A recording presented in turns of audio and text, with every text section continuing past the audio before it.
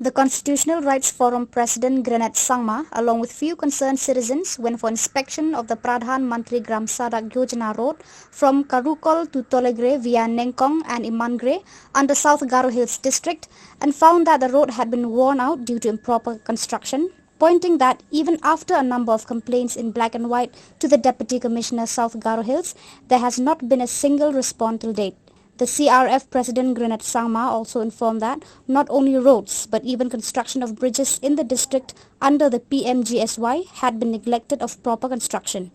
In this video, it is clearly shown displeased villagers checking the road condition by tearing it and confirmed that these roads are made just for the sake of completing the scheme. Ni bo ni ata nagirak na ba? Mayra.